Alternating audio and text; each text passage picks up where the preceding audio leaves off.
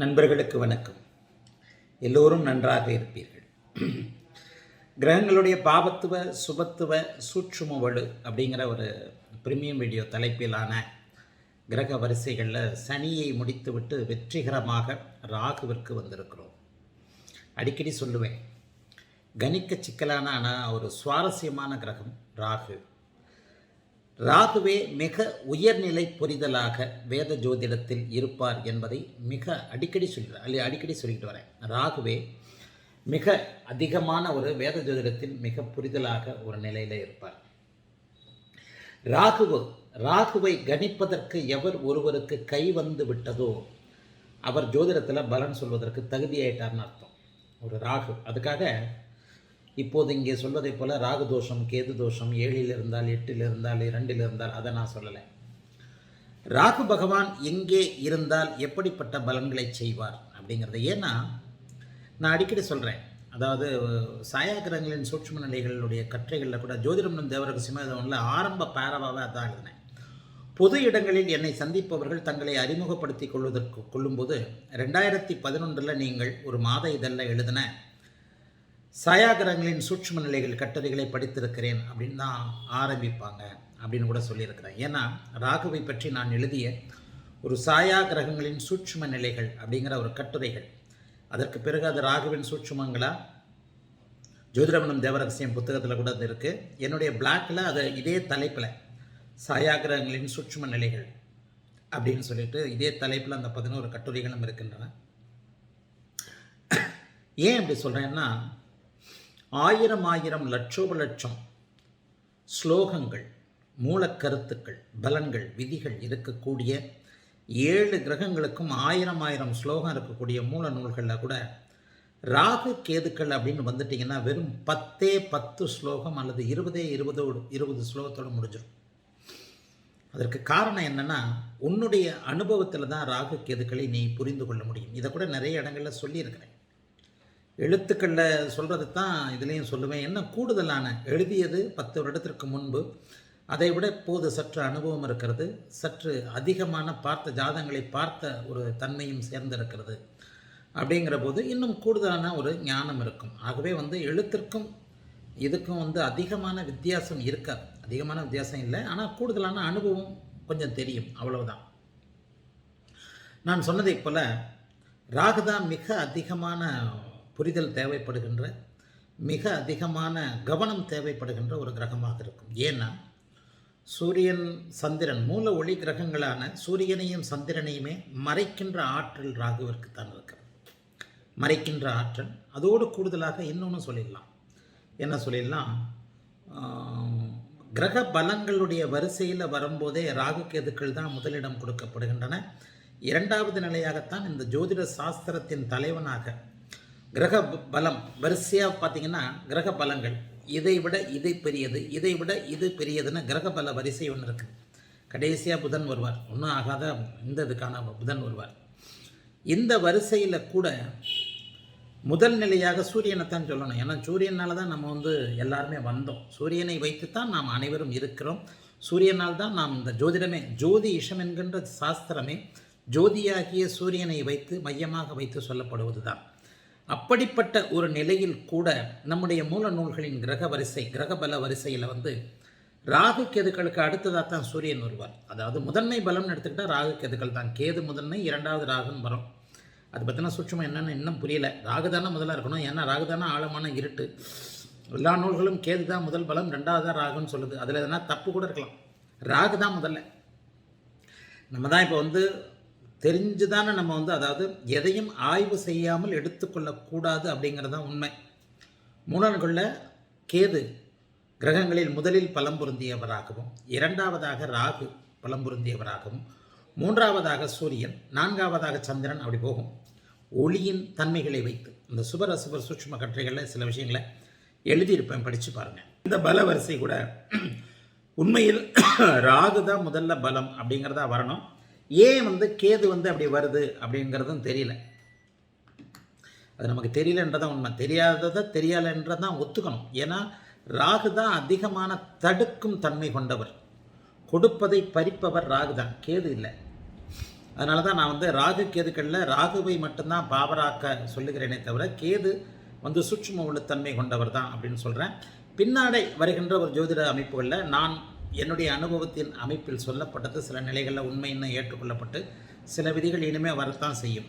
ஆகவே குறிப்பாக சொல்லணும்னா அந்த ராகு பற்றின வீடியோக்களும் கொஞ்சம் நீண்டுக்கிட்டே போகும். ஏன்னா சனி, ராகு, அதன் பிறகு செவ்வாய், இவர்கள் தான் உண்மையிலேயே ஜோசியத்தில் நாயகர்கள்.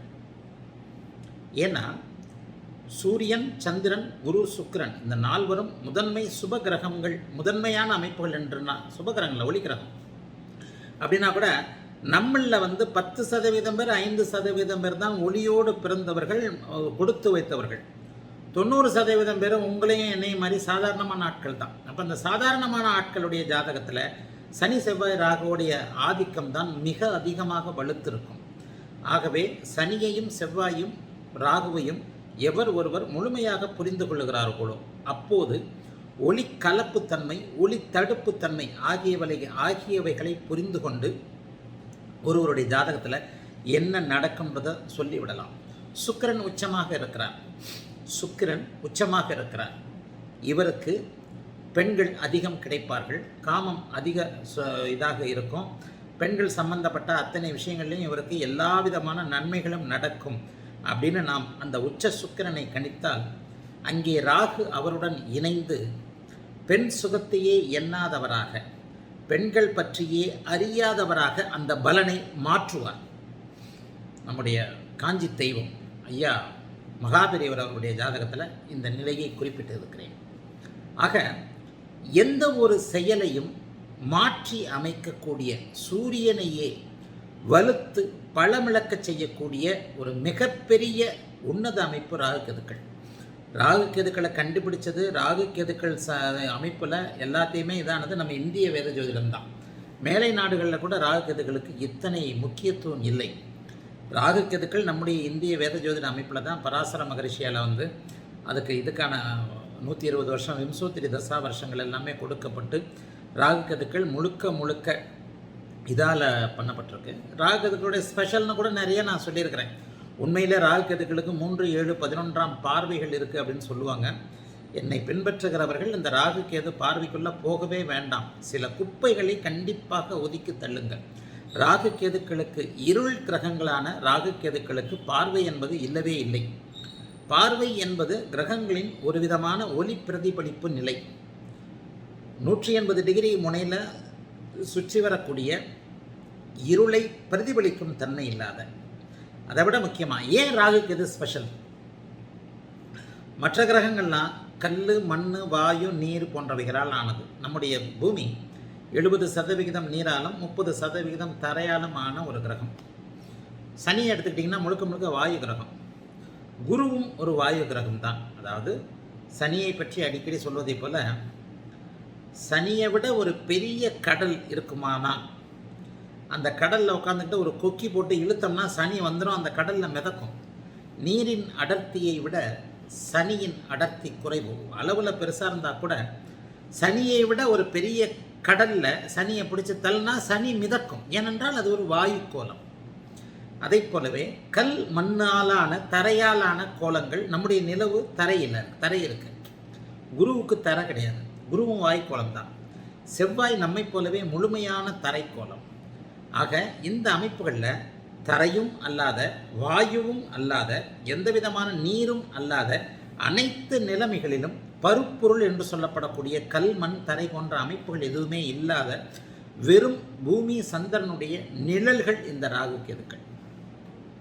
அப்போ மற்ற 7 கிரகங்களுக்கு, சப்த கிரகங்கள் என்று சொல்லப்படக்கூடிய மூல ஒளி கிரகங்கள் என்று சொல்லப்படக்கூடிய சூரியனுக்கும் சந்திரனுக்கும் இல்லாத சில சிறப்புத்தன்மைகள் பஞ்சபூத கிரகங்கள் என்று சொல்லப்படக்கூடிய செவ்வாய், சனி, குரு, சுக்கிரன், புதன், இந்த 5 கிரகங்களுக்கு இருக்கின்றன. இதைத்தான் வேத ஜோதிடத்தில் 3 விதமாக கிரகங்கள் பிரிக்கப்பட்டிருக்கிறன்னு அடிக்கடி சொல்கிறேன். அதாவது என்ன சொல்கிறேன்னா, ஒளி கிரகங்கள் சூரியனும் சந்திரனும், பஞ்சபூத கிரகங்கள் செவ்வாய், சனி, குரு, சுக்கிரன், புதன் 5 கிரகங்கள், நிழல் கிரகங்கள், இருட்டு கிரகங்கள், சாயா கிரகங்கள் இந்த ராகு கேதுக்கள். அப்போ இந்த சாயா கிரகங்களுக்கு தனித்தன்மை உண்டு. மற்ற கிரகங்களோடு அவைகளின் பார்வை அமைப்புகளை நிச்சயமாக சேர்க்கக்கூடாது. என்னுடைய மிக நீண்ட கால 40 ஆண்டுகளுக்கும் மேலான இந்த ராகுக்கு இந்த ஆய்வில், என்னுடைய ஜோதிட அனுபவத்தில் ரொம்ப நாள் நான் ராகுவை தான் இன்ட்ரெஸ்டிங்காக ஆராய்ச்சி பண்ணியிருக்கிறேன். எடுத்த உடனே என் கண்ணு வந்து டக்குன்னு ராகு கிட்ட தான் போகும். ராகு இந்த கிரகத்தில் எந்த கிரகத்தை பாய்ச்சிருக்கிறார் அப்படின்றதான் போகும். இப்போ வேறு மாதிரி பலன் அறிய ஆரம்பிக்கிறேன். ஆயினும் ராகுவை பற்றி கணிக்கிறதுக்கு ரொம்ப இன்ட்ரெஸ்டிங்கான ஒரு இது அமைப்பு இருக்கும். ஏன் இதை சொல்ல வரேன்னு சொன்னால், ராகு கேதுக்களுக்கு பார்வை இல்லை என்பதைப் போல சார அடிப்படையும் 5ஆம் நிலையாகத்தான் வரும்ன்றதை எழுத்துக்களில் எழுதியிருக்கிறேன்.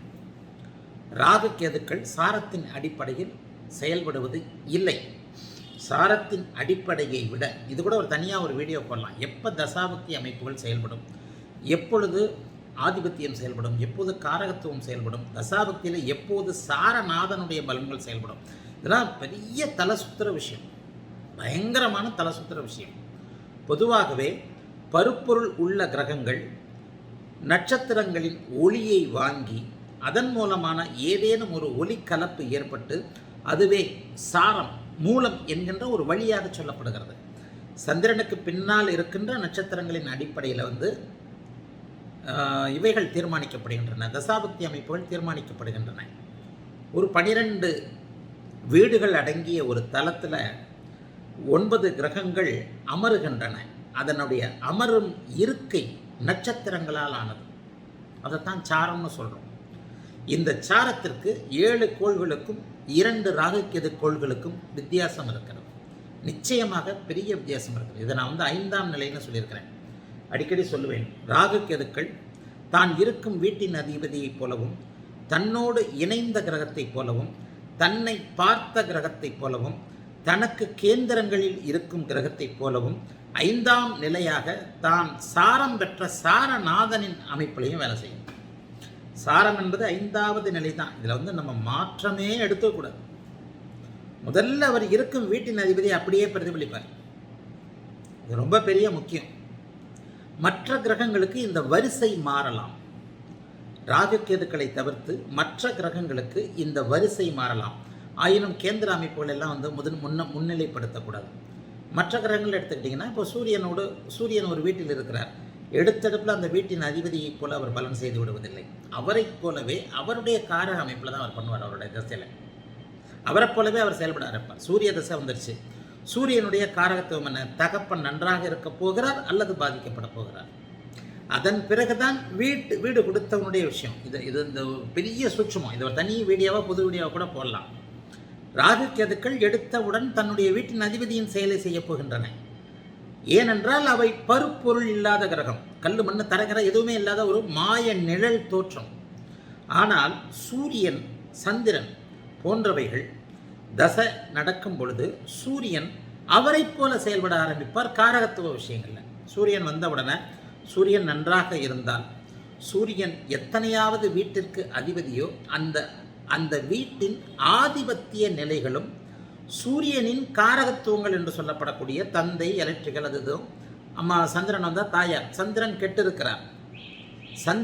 இருக்கிறார், நீச்சத்தில் இருக்கிறார், ராகுவோடு இணைந்திருக்கிறார், விருச்சிகராசியாக இருக்கிறது. வந்தவுடனே சந்திரன் தாயாரை பாதிக்கப் போகிறார் என்று அர்த்தம். சந்திரனுக்கு செவ்வாய் சனியின் பார்வை இருக்கிறது, இணைவு இருக்கிறது. பார்வை பலன்றது ரொம்ப முக்கியம், ரொம்ப ரொம்ப ரொம்ப முக்கியம். நான் சொல்லுகின்ற சில விஷயங்கள் 8, 12ஆம் இடங்கள் சுபத்துவமாகி அப்படின்னு சொல்கிறது பார்வையின் அடிப்படையில் அடிக்கடி சொல்கிறேன் இல்லையா. குரு 4ஆம் இடத்துல உட்காந்துட்டாலே 8, 12 பார்த்துடுறாரா. அப்போ வெளிநாட்டில் இந்தியனாக பிறந்து வெளிநாட்டில் இருக்கக்கூடிய அத்தனை பேருடைய ஜாதகத்திலையும் நான் சொல்கிறேன் 8, 12ஆம் இடம் குருவின் பார்வை இருப்பால் சுபத்துவமாகி கொடுக்கிறதா.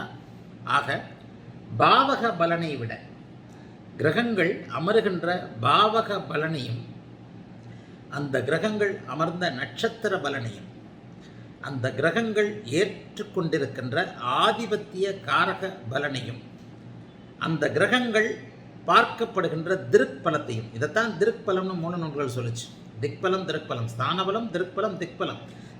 திருப்பல அமைப்பை வந்து மிக மிக மிக மிக முக்கியமாக பார்க்கணும். அதனை பார்த்து அப்போ தான் வந்து அது என்ன பலன்களை செய்யும். சுபத்துவம், பாவத்துவம்ன்றது இந்த இடத்துல தான் நீங்கள் கணக்கு போட முடியும். சம்பந்தப்பட்ட கிரகம் குருவோடு இணைந்திருக்கிறாரா, குருவால் பார்க்கப்பட்டிருக்கிறாரா.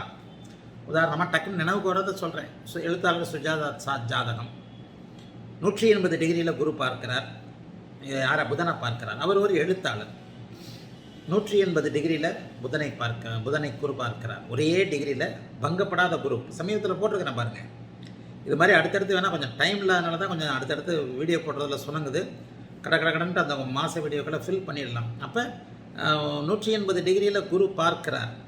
பார்க்கப்பட்ட புதன் பரிவர்த்தனையாகிறார் கன்னி நிலையில். கன்னியில் புதனும் செவ்வாயும் எழுத்தாளர் சுஜாதா அவர்களுடைய ஜாதகத்தில் மேஷத்தில் புதனும் கன்னியில் செவ்வாயுமாகி பரிவர்த்தனையாகி உச்சநிலையை அடைந்து அவர் 180வது டிகிரியில் பார்த்து சுபத்துவப்படுத்தப்பட்ட நிலையில் அவர் எழுத்தாளரானார். இதுதான் உண்மை. பாவக பலனை விட, பாவக அமைப்பை விட இந்த மாதிரியான சில நிலைகள், பரிவர்த்தனை நிலைகள், பார்வை நிலைகள், திருப்பலம் என்று சொல்லப்படக்கூடிய பார்வை நிலைகள், இதில் ஏன் எந்த இடத்துல குறிப்பிடுறேன் அப்படின்னு சொன்னால், சூரியனை மற்ற கிரகங்கள் பார்ப்பதற்கும் ராகு கேதுக்களை மற்ற கிரகங்கள் பார்ப்பதற்கும் சில வித்தியாசங்கள் இருக்கின்றன. அடுத்தடுத்து அந்த சுபத்துவ வரிசையில் அதை சொல்லுவேன். பார்வை பலன் என்பது மற்ற கிரகங்களை விட ராகு கேதுக்களுக்கு மிக அழுத்தமான ஒன்று. பார்வை பலன்றது மிக அழுத்தமான, மற்ற கிரகங்களை விட ராகு கேதுகளுக்கு மிக அழுத்தமான ஒன்று. ஆகவே அந்த பார்வை பலனை நம்ம ஒரு கண்டிப்பான ஒரு அமைப்பில் நம்ம எடுத்துக்கணும். நான் இப்போது சொன்ன மாதிரி இந்த வரிசைப்படி தான் ராகு கேதுக்கள் செயல்பட ஆரம்பிக்கும். ஆகவே ராகு கேதுக்களுக்கு பார்வை இல்லை அப்படிங்கிறத தெளிவாக நீங்கள் புரிஞ்சுக்கணும். ராகு கேதுக்களுக்கு சுத்தமாக பார்வை கிடையாது. 3, 7, 11ஆம் பார்வைன்னு வந்துட்டிங்கன்னா ஜோதிடத்தில் நீங்கள் சமரசமாகிறீர்கள் அப்படின்னு அர்த்தம். அதுக்கு கூட ஒரு இடத்துல சொல்லியிருக்கிறேன். ஒரே நேரத்தில் சரம், ஸ்திரம், உபயம் ஆகிய 3 ராசிகளையும் தன்னுடைய 5, 7, 9ஆம் பார்வைகளால் பார்க்கப்படக்கூடிய மிகப்பெரிய உன்னத கிரகம் குரு. இதே மாதிரி ராகுவிற்கும் பார்வை இருக்கிறது என்று வந்துவிட்டால் 3, 7, 11ஆம் பார்வையில் சரம், ஸ்திரம், உபயராசிகளை பார்ப்பார். குருவை கொண்டு போய் ராகுவிற்கு இணையாக்குவது தப்புன்னு ஒரு இடத்துல எழுதியிருந்தேன். அதில் கூட ஒருத்தர் என்ன எழுதியிருந்தார், குரு மிகப்பெரிய சுபகிரகம், ராகு மிகப்பெரிய பாவகிரகம். இந்த இதில் அந்த பார்வை அமைப்பை ஏற்றுக்கலாமேனார். இல்லை, ராகுவை விட சனி தான் மிகப்பெரிய பாவகிரகம். ஒருத்தர் அதில் கேட்டிருந்தார். இப்படி தான் நான் சொல்லியிருந்தேன். இது கொஞ்சம் புரியாத சப்ஜெக்டு. இந்த ராகுவை பற்றின சில முன்னுரையாக இந்த வீடியோவை முடிச்சுக்கலாம்.